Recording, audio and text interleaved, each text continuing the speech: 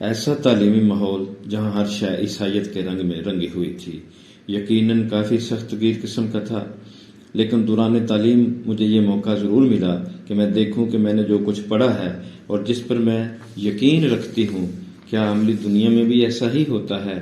حقیقت کی تلاش نے مجھے آہستہ آہستہ اس نہج پر پہنچا دیا جہاں مجھے کامل یقین ہو چلا تھا کہ میرے گرد جو بھی ہے وہ مذہبی ہی صحیح مگر اطمینان بخش نہیں ہے۔ بہت سے عملی تضادات نے مجھے چکرا کر رکھ دیا، چنانچہ جب میں تعلیم سے فارغ ہوئی اس وقت تک میرا عیسائیت پر سے ایمان بالکل اٹھ چکا تھا، بلکہ یوں کہنا چاہیے کہ ایک عیسائی تعلیمی ادارے سے فراغت کے وقت میں ایک اچھی عیسائی خاتون ہونے کی بجائے پکی ملحد ہو چکی تھی۔ السلام علیکم ورحمۃ اللہ وبرکاتہ۔ بسم اللہ الرحمن الرحیم۔ اللہم صلی علی محمد وعلی آل محمد۔ ہم مسلمان کیوں ہوئے، اس سلسلے کی آج کی شخصیت کا تعارف لے کر آپ کی خدمت میں حاضر ہوں۔ آج کی شخصیت کا تعلق انگلینڈ سے ہے اور ان کا تعارف شروع کرنے سے پہلے آپ سے گزارش ہے کہ میرا یوٹیوب چینل سبسکرائب کر دیں اور بیل آئیکن بھی پریس کر دیں تاکہ اس طرح کی ایمان افروز داستانیں آپ تک پہنچتی رہیں۔ یہ جو خود نوشت بیان کی جا رہی ہے ایک ایسی باعظم خاتون کی کہانی ہے جس کی پرورش گرجا گھر کے مذہبی ماحول میں ہوئی، لیکن زندگی کا مقصد اس کے لیے ایک سربستہ راز ہی رہا۔ اس راز کو جاننے کے لیے اس نے کئی راستوں کی جادہ پیمائی کی، لیکن منزل تو دور کی بات ہے، نشان سفر ملنا بھی مشکل مرحلہ بن گیا۔ تاہم حق کی تلاش کا یہ سفر اس نے جاری رکھا۔ پھر باری تعالیٰ کا حکم ہوا اور نور ہدایت کی کرنیں ظلمتوں کی وسعتوں کو چیرتی ہوئی اس کے قلب پر اترنے لگیں۔ اللہ ولی الذین آمنوا یخرجہم من الظلمات الی النور۔ اللہ اہل ایمان کا مددگار ہے، وہ انہیں نکالتا ہے اندھیروں سے روشنی کی طرف۔ لا ریب، یہ اللہ ہی ہے جسے چاہتا ہے گمراہی کے اندھیروں سے نکال کر اس کے باطن کو نور ہدایت سے منور کر دیتا ہے، لیکن ہم جو وراثتی مسلمان ہیں اس کیفیت سے بالکل ہی نابلد ہیں۔ اس کی وجہ یہ ہے کہ قرآن ہمارے یہاں بیٹیوں کے جہیز کا ایک عنصر بن کر رہ گیا ہے، یا پھر کسی طاق یا الماری کی زینت بنا رہتا ہے، حالانکہ یہ وہ عظیم کتاب ہے جو دل و نگاہ کے زاویے بدل دیتی ہے۔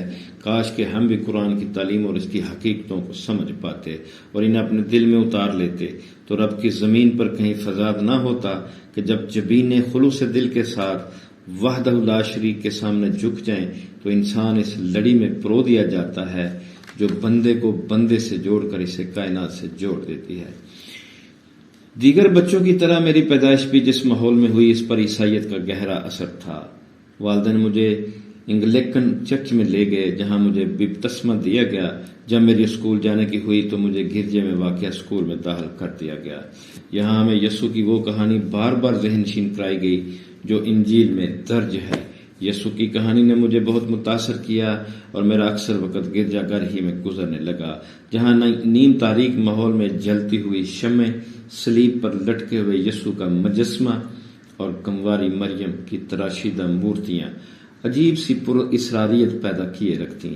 پھر راہبوں کے لمبے لمبے چوغے جنہیں وہ اپنی کمر کے گرد رسیوں سے باندھے ہوئے ہوتے، ننوں کے سکاف سے ڈھکے ہوئے سر اور حضرت داؤد علیہ السلام کی نظموں کو پڑھے جانے کی پس پردہ موسیقی اور دعائیہ انداز، یہ سب کچھ انتہائی پر اسرار سا لگتا۔ جہاں تک مجھے یاد ہے کہ ان دنوں میرے دل و دماغ پر مذہبیت پوری طرح چھائی ہوئی تھی۔ آہستہ آہستہ وقت گزرتا گیا اور اسی دوران بائبل سے بھی میری شناسائی زیادہ ہوتی چلی گئی۔ ایسا تعلیمی ماحول جہاں ہر شے عیسائیت کے رنگ میں رنگی ہوئی تھی یقیناً کافی سخت گیر قسم کا تھا، لیکن دوران تعلیم مجھے یہ موقع ضرور ملا کہ میں دیکھوں کہ میں نے جو کچھ پڑھا ہے اور جس پر میں یقین رکھتی ہوں کیا عملی دنیا میں بھی ایسا ہی ہوتا ہے۔ حقیقت کی تلاش نے مجھے آہستہ آہستہ اس نہج پر پہنچا دیا جہاں مجھے کامل یقین ہو چلا تھا کہ میرے گرد جو بھی ہے وہ مذہبی صحیح مگر اطمینان بخش نہیں ہے۔ بہت سے عملی تضادات نے مجھے چکرا کر رکھ دیا، چنانچہ جب میں تعلیم سے فارغ ہوئی اس وقت تک میرا عیسائیت پر سے ایمان بالکل اٹھ چکا تھا، بلکہ یوں کہنا چاہیے کہ ایک عیسائی تعلیمی ادارے سے فراغت کے وقت میں ایک اچھی عیسائی خاتون ہونے کے بجائے پکی ملحد ہو چکی تھی۔ لیکن الحاد کا یہ دور ایک عبوری دور تھا۔ کچھ عرصے کے بعد مجھے احساس ہوا کہ میرے قلب اور روح کو اطمینان مذہبی تعلیمات ہی سے حاصل ہو سکتا ہے، لیکن کم از کم عیسائیت مجھے وہ اطمینان اور سکون قلب نہیں دے سکتی جس کی مجھے تلاش ہے۔ چنانچہ میں دنیا کے دیگر مذاہب کا مطالعہ شروع کر دیا۔ اس کی ابتدا میں نے بدھ مت سے کی اور نہایت ہی شوق کے ساتھ کپل وستو کے پیش کردہ طریقہ ہشتگانہ کا مطالعہ شروع کیا تاکہ زندگی کے کٹھن راستے کو سکون قلب کے ساتھ طے کیا جا سکے، لیکن جلد ہی مجھے یہ احساس ہو گیا کہ بدھ کے طریقہ ہشتگانہ کے مقاصد بظاہر و دلکش ہیں، لیکن سفر حیات کے لیے جس رہنمائی اور ضابطے کی ضرورت ہوتی ہے بدھ مت اس سے بالکل تحی دست ہے۔ جہاں تک ہندو مت کا معاملہ ہے، عیسائیت کے 3 خداؤں کے مقابلے میں یہاں مجھے سینکڑوں خداؤں سے وابستہ پڑ گیا۔ ان میں بڑے دیوتا بھی تھے اور چھوٹے بھی، محدود اختیار والے خدا بھی تھے اور خبیث ارواح بھی۔ پوجا پاٹ میں جہالت اس قدر ترقی کر گئی تھی کہ انسانی اعضاء کی پوجا کی بھی تعلیم دی گئی ہے۔ اس مذہب کا ادب بے سروپا قصوں اور داستانوں پر مبنی ہے، اور ظاہر ہے کہ سرپ وید سانپوں کے قصے، پشاج وید چڑیلوں کے قصے اور اثر وید شیطانوں کے قصے ایسی کتابیں ہیں جنہیں وقت گزاری کے لیے تو پڑھا جا سکتا ہے، لیکن بطور ایمان قبول نہیں کیا جا سکتا۔ پھر میں نے یہودیت کے بارے میں بھی مطالعہ کیا، اگرچہ بائبل کے عہد نامہ قدیم سے رابطے کے باعث میرا یہودیت سے تھوڑا بہت تعارف تھا، تاہم مزید مطالعے سے، خاص طور پر تلمود کی تعلیمات سے آگاہی کے بعد مجھے علم ہوا کہ یہودیت دراصل عصبیت، نفرت اور نسل پرستی کے فلسفے پر مبنی ایک ایسا مذہب ہے جو انسان کی تمدنی ترقی کے لیے بہت بڑا خطرہ ہے۔ ان مذاہب کے مطالعے کے بعد مجھے ایسا محسوس ہونے لگا جیسے میں ایک تاریک رات میں گھنے جنگلوں کے درمیان کھو گئی ہوں اور راستے کے نشان کہیں نظر نہیں آتے۔ یہ چرچ کی تعلیمات کا اثر تھا کہ میرے لاشعور میں اسلام کے خلاف نفرت اور عصبیت اس طرح گھر کی بیٹھی تھی کہ تلاش حق کے سفر کے دوران مجھے یہ خیال ہی نہ آیا کہ اسلامی تعلیمات کے بارے میں بھی جاننے کی کوشش کی جائے۔ جب میں اس جنگ اصل اذیت سے گزر رہی تھی تو میری ایک دوست نے مجھے مشورہ دیا کہ تم روحانیت کی جانب کیوں رجوع نہیں کرتی۔ وہ مجھے شہر سے باہر ساحل سمندر کے کنارے یا پھر کسی ایک ایسی جگہ لے جاتی جہاں صرف ہوا کا شور یا پرندوں کی چہچہاہٹ ہوتی۔ اس نے مجھے تنفس کو قابو کرنے کے لیے کچھ مشقیں بتائیں، لیکن میرا دل جلد ہی ان تمام تجربات سے اکتا گیا۔ حقیقی مذہب کی تلاش اب بھی میرا مشن تھا۔ اسی دوران ایک مقامی اخبار میں یسوع کی الوہیت کے بارے میں ایک مضمون شائع ہوا۔ میں نے بائبل کے حوالے سے ایک جوابی مضمون تحریر کیا جس میں عہد نامہ قدیم اور عہد نامہ جدید کے بے شمار حوالہ جات سے یسوع کی الوہیت کے عقیدے پر کافی شدید تنقید کی گئی تھی۔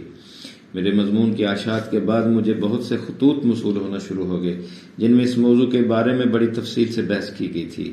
انہی خطوط میں مجھے ایک مسلمان کا خط موصول ہوا جس میں اس نے تحریر کیا کہ آپ نے حضرت عیسیٰ علیہ السلام کی الوہیت کو رد کر کے اسلام کے ایک بنیادی عقیدے کو تسلیم کر لیا ہے اور آپ کے مسلمان ہونے میں صرف اتنا مختصر سا لمحہ باقی رہ گیا ہے جتنا کہ کلمہ پڑھنے میں صرف ہوتا ہے۔ اس خط نے تو گویا میری دنیا ہی بدل ڈالی اور میں نے مختلف لوگوں کے ساتھ اسلام کے بارے میں گفتگو اور آگاہی حاصل کرنے کا آغاز کر دیا۔ ہر گفتگو کے بعد میرے لاشعور میں بیٹھی ہوئی اسلام کے خلاف عصبیت دم توڑ دیتی اور بالآخر میں نے تسلیم کر لیا کہ صحرائے عرب کے ایک شخص نے جو الہامی تعلیمات پیش کی ہیں اور جن قوانین کو متعارف کرایا ہے، ہماری 20ویں صدی کی انتہائی ترقی یافتہ حکومتیں بھی ان قوانین کا نیم البدل پیش نہیں کر سکتی۔ میرے لیے یہ بات باعث حیرت تھی کہ ہماری حکومتوں نے کافی تگ و دو کے بعد جو بہترین قوانین بنائے ہیں وہ اسلام نے 1400 سال بیشتر ہی متعارف کرا دیے تھے۔ اسلام کے مطالعے کے دوران میں برطانیہ میں مقیم مسلمانوں کے علاوہ ان لڑکیوں سے بھی ملتی رہی جنہوں نے عیسائیت کو خیر بات کہہ کر اسلام قبول کر لیا تھا، لیکن قلب کی وہ طمانینت جس کی مجھے جستجو تھی اب بھی مجھ سے کوسوں دور تھی۔ یہ لڑکیاں ہر طرح سے میری مشکلات دور کرنے میں مدد کرتی۔ میں نے اسلام سے متعلق کئی کتب کا مطالعہ جاری رکھا، ان میں دین اسلام، محمد اور عیسیٰ اور عیسائیت کا ماخذ جیسی کتب شامل تھیں۔ آخر ذکر کتاب پڑھنے کے بعد مجھ پر حیرت ناک انکشاف ہوا کہ قدیم دیومالائی مذہب کے بیشتر عقائد اور رسومات آج بھی صرف نام کی مختصر سی تبدیلی کے بعد عیسائیت میں مستعمل ہیں۔ بہرحال زیر مطالعہ کتب کے علاوہ میں نے قرآن مجید کا مطالعہ بھی شروع کر دیا۔ شروع میں تو ایسا تھا جیسے کسی کتاب کے بعض ابواب محض سمجھنے کی خاطر دہرائے جائیں۔ مجھے دراصل یقین ہی نہ تھا کہ میں اس کتاب سے کچھ حاصل بھی کر رہی ہوں یا نہیں، لیکن قرآن جیسا کہ میں نے پایا صرف انہی کی رہنمائی کرتا ہے جو واقعتاً کچھ حاصل کرنا چاہتے ہیں، اور یہ سب کچھ بہت ہی آہستگی کے ساتھ ہوتا ہے۔ قرآن سب سے پہلے ہماری روح کے ساتھ رابطہ قائم کرتا ہے، اور جب قلبی کیفیت بدلنا شروع ہوتی ہے تو روح بھی بتدریج آلودگیوں سے پاک ہوتی چلی جاتی ہے۔ بالآخر ایسا وقت بھی آ جاتا ہے جب جسم اور روح یکجان و دو قالب ہو کر ایک پاکیزہ آب رواں کی حیثیت حاصل کر لیتے ہیں۔ اب بڑا خوشگوار احساس ہونا شروع ہو جاتا ہے۔ یہ کیفیت دراصل ایسی ہوتی ہیں جنہیں ہم محسوس تو کر سکتے ہیں، بیان نہیں کر سکتے۔ ہمارے الفاظ میں وہ وسعت ہی نہیں کہ تطہیر قلب کے اس پاکیزہ عمل کو بیان کیا جا سکے۔ بہرحال قرآن کا مطالعہ میری عادت بن گیا۔ آفس کی مصروفیات اور ضروری کاموں سے فراغت کے بعد سونے سے قبل ہر رات میں قرآن کا مطالعہ ضرور کرتی۔ نہ جانے کتنی ہی راتیں اس طرح گزر گئیں کہ اگر قرآن کو رکھ دینا چاہتی تو بھی ایسا نہ کر سکتی۔ جوں قرآنی ذوق مجھ پر چھاتا گیا، اس کی تعلیمات میری سمجھ میں آتی گئی۔ مجھے بڑی حیرانی ہوئی کہ اس قدر مکمل اور جامع رہنمائی سے مزین یہ کتاب ایک امی انسان کی معرفت کس طرح پیش کی گئی ہوگی۔ خود مسلمانوں نے کبھی یہ دعویٰ نہیں کیا کہ محمد صلی اللہ علیہ وآلہ وسلم کسی آسمانی مخلوق سے تعلق رکھتے تھے یا کوئی ما فوق البشر انسان تھے۔ قرآنی مطالعے نے مجھے یہ بتایا کہ جتنے بھی پیغمبر آئے بشمول محمد صلی اللہ علیہ وسلم تمام کے تمام انسان ہی تھے، لیکن عام انسانوں سے وہ صرف اس قدر مختلف تھے، ایک تو وہ معصوم تھے اور دوسرے یہ کہ ان پر باری تعالیٰ کی جانب سے وحی کا نازل ہوتا تھا۔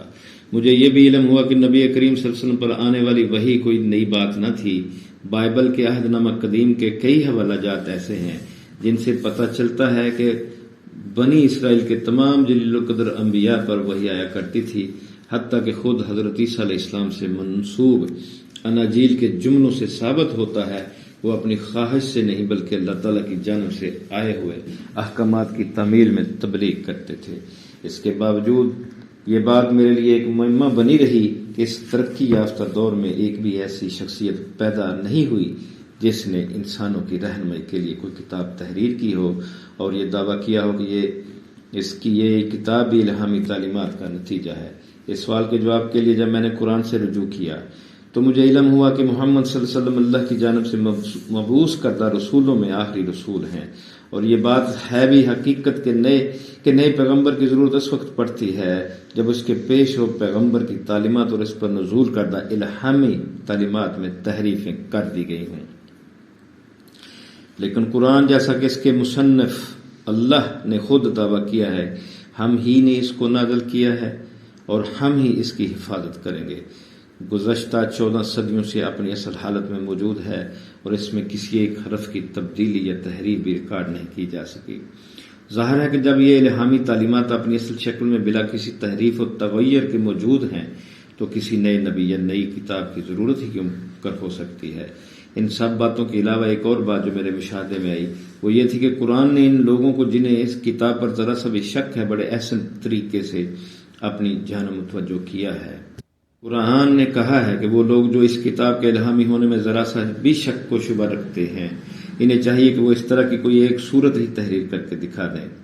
تب میرا خیال تھا کہ آج کے عہد میں جب کہ الفاظ کی تلاش کے لیے بہترین سے بہترین لغت موجود ہیں، ہم محمد صلی اللہ علیہ وسلم کے زمانے کے مقابلے میں قرآنی ادب سے بہتر ادب تحریر کر سکتے ہیں، اور پھر ایک چیلنج کے طور پر میں نے یہ کام شروع کیا۔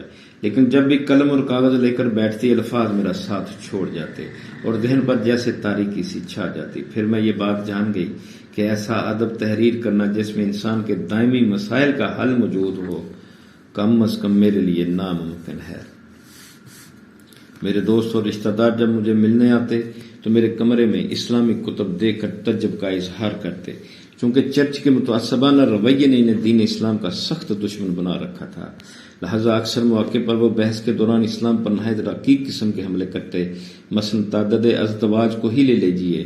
انہوں نے مجھے اس بات پر قائل کرنے میں کافی حد تک کامیابی حاصل کر لی کہ انسانی تمدن میں جو پہلی ترقی نظر آتی ہے وہ مغرب کے یک زوجی فلسفے کی مرہون منت ہے، جبکہ اسلام ایک جاہلانہ دور کی معاشرتی خرابی کثیر ازدواجیت کو اب بھی سنبھالے ہوئے ہے۔ اس بات کا ذکر جب میں نے اپنے مسلمان دوست سے کیا تو اس نے اخبارات کے تراشوں اور خواتین کے مجلوں سے نکالے ہوئے مضامین میرے سامنے رکھتے ہوئے کہا کہ آپ ان کو دیکھیے اور بتائیے کہ مغرب کو یک زوجیت پر جتنا فخر ہے اور اسے جتنا تہذیب یافتہ ہونے کی علامت گردانا جاتا ہے، اس کی فی الحقیقت کیا صورتحال ہے، اور برطانوی معاشرہ یک زوجیت پر کس حد تک عمل پیرا ہے۔ یہاں لوگ ایک بیوی کی موجودگی میں دوسری شادی تو نہیں کرتے، لیکن ایک ہی وقت میں کئی عورتوں سے تعلقات استوار کر لیتے ہیں۔ چنانچہ زناکاری کے باعث ہمارے معاشرے کی اخلاقی اقدار جس تیزی سے زوال پذیر ہو رہی ہے اور ناجائز بچوں کی بڑھتی ہوئی شرح نے خاندان کی عقائد کو تباہ کر ڈالا ہے، اس کا احساس ابھی تک ہمارے ارباب اختیار کو نہیں ہو سکا۔ ہماری نئی نسل والدین کی اخلاقی اور روحانی تربیت کے بغیر فرسٹریشن کا شکار ہے اور وہ اپنے مصائب کا حل منشیات اور انتقامی جذبے کی تسکین کے لیے جرائم کو پناہ گاہ سمجھتی ہے۔ بزرگوں کا ادب اور احترام تو ہمارے معاشرے میں ایک قصہ پارینہ بن چکا ہے، اسی طرح کی دیگر قباحتیں ہیں جو ہمارے معاشرے کو گھن کی طرح چاٹ چکی ہیں۔ ان کبھی برائیوں، خاص طور پر زناکاری اور حرمت نسوانیت کے تحفظ کے لیے در حقیقت ہمارے پاس کثیر زوجیت کے سوا اور کوئی حل ہے ہی نہیں، اور میں خود بھی یہ دیکھ سکتی تھی کہ خصوصاً دوسری جنگ عظیم کے خاتمے پر جبکہ برطانوی معاشرے میں مردوں کی ہلاکت کے بعد خواتین کی ایک بہت بڑی تعداد تنہا رہنے پر مجبور ہو گئی تھی تو انہیں کس قدر اذیتوں کا سامنا کرنا پڑا تھا۔ ملکی معیشت کو سہارا دینے اور سب سے بڑھ کر اپنی معاشی ضروریات کو تکمیل کے لیے برطانوی خواتین نے بڑی تیزی سے وہ پیشے اختیار کیے جہاں کام کر کے نہ صرف ان کی نسوانیت ختم ہو گئی بلکہ گھر میں سارا دن تنہا رہنے والے بچے بھی اخلاق کی گراوٹ کا شکار ہو گئے۔ سب سے زیادہ قابل رحم حالت وہ تھی جب خواتین کی اچھی خاصی تعداد نے بھوک مٹانے کے لیے عصمت فروشی کا دھندا شروع کر دیا۔ کیا خدا نے ان عورتوں کو ایسی ہی زندگی گزارنے کے لیے زندہ رکھ چھوڑا تھا؟ یہ وہ سوال تھا جو میری طرح کم و بیش ہر خاتون کے ذہن میں ضرور کلبلاتا ہوگا۔ مجھے یاد ہے کہ ایک ریڈیو پروگرام میں جس کا عنوان یس سر تھا، ایک کمواری انگریز خاتون نے کہا تھا مردوں کو کثیر ازدواجیت کا قانونی حق ہونا چاہیے۔ وہ خاتون تو یہاں تک کہہ گئی کہ آبرومندانہ زندگی گزارنے کے لیے اسے کسی شادی شدہ مرد کی بیوی کی قانونی شراکت میں رہنا بسر و چشم قبول ہے۔ اسلام کی کثیر ازدواجیت کے بارے میں عیسائیت نے جو زہر گولا ہے اس کی حقیقت مجھ پر منکشف ہوئی۔ اسلام نے کثیر ازدواجیت کو لازمی قرار نہیں دیا کہ ہر مرد ضرور ہی ایک سے زائد شادیاں کرے، لیکن ایک مکمل دین میں ہر صورتحال ہر زمانے کے مسائل سے متعلق جو ضروری مواقع ہونے چاہیے، جیسا کہ ہمارے یورپی معاشرے میں درپیش مسائل ہیں، وہ دین اسلام میں موجود ہیں، اور ایسا دین ہی تمام انسانیت کا دین بن سکنے کا اہل ہے۔ بہرحال اس طرح میں بتدریج اسلامی تعلیمات کو قبول کرتی گئی، اور پھر ایک دن میں نے اپنے تمام دوستوں اور رشتہ داروں کے سامنے اپنے مسلمان ہونے کا اعلان کر دیا۔ اسلام کو قبول کرنے کے بعد میرے دل اور میری روح کو وہ طمانینت حاصل ہوگی جس کی تلاش میں عمر بھر بھٹکتی رہی تھی۔ یہ اطمینان اس لیے بھی تھا کہ میں نے محض جذبات کی رو میں آ کر اسلام قبول نہیں کیا تھا، بلکہ اسلام سے متعارف ہونے کے 2 برس بعد تک میرے اندر حقائق کو تسلیم کرنے کے لیے مشاہدے اور دلائل کی جنگ جاری رہی، اور ہر سوال کے اطمینان بخش جواب ملنے کے بعد ہی ایسا ممکن ہوا کہ ظلمتوں میں گم شدہ راہی کو اپنی اصل منزل کا نشان مل گیا۔ الحمدللہ آج کی شخصیت کا تعارف مکمل ہوا۔ انشاءاللہ پھر کسی دوسری شخصیت کا تعارف لے کر آپ کی خدمت میں حاضر ہوں گا۔ تب تک کے لیے اجازت۔ اللہ حافظ۔ اللہ آپ کا حامی و ناصر ہو۔